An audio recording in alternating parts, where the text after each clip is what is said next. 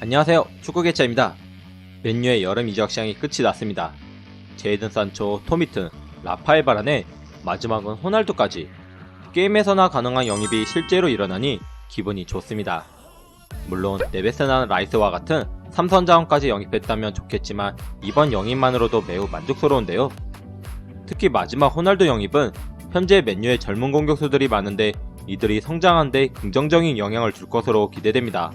그래서 오늘 영상은 호날두의 영입으로 기대해볼 수 있는 맨유의 공격 조합을 이야기해보려고 합니다. 그리고 어떤 조합이 더 좋을지 영상을 시청하신 후 댓글로 남겨주시면 좋을 것 같습니다.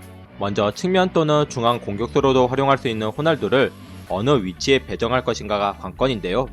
이 부분에 대해서 솔샤르 감독은 호날두를 투톱의 한 자리 또는 측면 공격수와 함께 뛰는 원톱 공격수로 활용될 것이라고 말했습니다. 그럼 이를 바탕으로 호날두를 활용한 공격 조합을 보겠습니다. 먼저 호날두를 원톱으로 사용한다면 그의 좌우 측면 공격을 맡을 선수에는 레시포드, 제이든 산초, 마샬, 그린우드, 링가드, 그리고 상대에 따라 브루노 페르난데스와 포그바까지 맨유에는 많은 공격 자원들이 있어 다양한 조합을 만들 수 있는데요. 여러 조합 중에서 공격력을 높일 수 있는 조합과 유연한 전술 변화가 가능한 조합, 두 조합을 이야기해보겠습니다.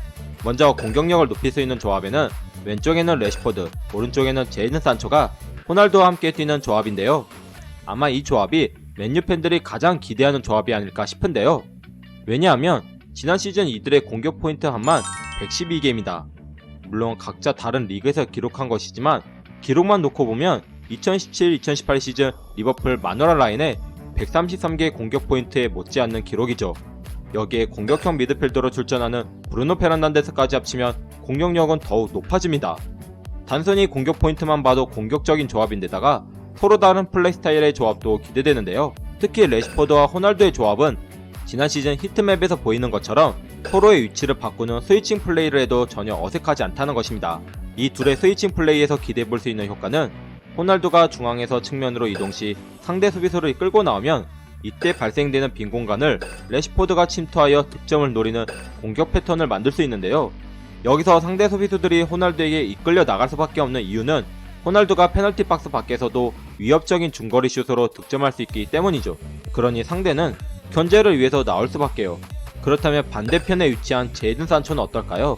현재 시즌 초 리그의 빠른 템포와 상대의 강한 압박에 고전하고 있는 산초가 호날두와 함께 뛴다면 이 문제를 빨리 해결할 수 있을 것 같습니다. 왜냐하면 좋은 오프 더 볼 능력으로 좁은 공간에서도 득점을 만들 수 있는 호날두 덕분에 상대 수비수들이 호날두에게 집중되면 제이든 산초는 현재보다 덜한 압박에서 자신의 장점인 스피드와 드리블을 적극 활용하여 득점 찬스를 만들 수 있기 때문이죠. 여기에 적재적소에 넣어주는 산초의 키패스 능력과 호날두의 오프 더 볼 능력이 만난다면 이 둘의 공격 포인트가 동반 상승하는 효과도 얻을 수 있게 되는데요. 그리고 이 세 명의 공격 조합은 빠른 스피드와 드리블, 그리고 골 결정력이 좋다는 공통점도 갖고 있어 효율적인 역습을 펼칠 수 있을 것으로 기대됩니다. 하지만 이 조합은 이들에게 적극적인 수비 가담을 기대하기는 어렵다는 문제가 있어 수비에 대한 부담이 클 것으로 생각합니다. 그러나 이 문제가 해결된다면 호날두와 함께 만들 수 있는 이상적인 조합이 아닐까 싶습니다. 다음은 유연하게 전술 변화를 시도할 수 있는 조합으로 포그바와 그린우드가 호날두와 함께 뛰는 조합인데요. 이 조합은 왼쪽 측면에서 포그바는 메잘라 역할을 맡고 오른쪽 측면 공격수로 출전하는 그린우드는 호날두와 투톱을 이룹니다. 그리고 이때 공격형 미드필더인 브루노 페르난데스는 오른쪽으로 이동하여 포그바와 함께 좌우 메잘라 라인을 형성하는 것인데요. 여기에 좌우 풀백들이 공격에 가담하면 순간적으로 상대 수비 진영에 6명의 공격 숫자가 만들어지게 되고 이들의 위치에 따라 6개의 삼각대형이 만들어져 패스루트가 다양해진다는 장점이 있는데요.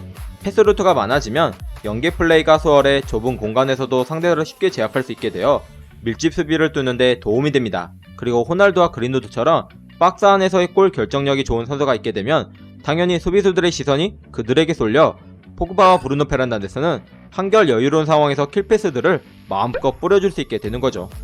하지만 이 조합은 윙어가 부족한다는 점에서 측면에서의 공격과 수비를 풀백들이 담당해야 한다는 부담감이 있습니다. 마지막은 정석 투톱을 이야기해 볼 텐데요. 바로 호날두와 카바니가 투톱으로 나서는 공격 조합인데요. 이 조합에서 기대해 볼 수 있는 효과는 호날두와 카바니의 오프 더 볼 능력을 활용하여 상대 수비수들이 누구를 막아야 할지 혼선을 주어 수비 조직을 와해시키는 것인데요.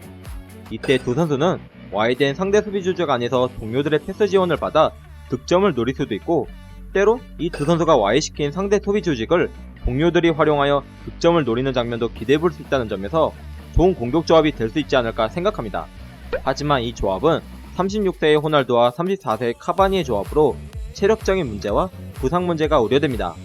물론 두 선수 모두 자기관리가 철저한 선수들이지만 지난 시즌 카바니가 프리미어리그의 빠른 템포에 적응하려다 부상이 많아진 것처럼 호날두 역시 이 점을 가볍게 볼 수 없기에 이 조합이 만들어질지는 확실치 않습니다.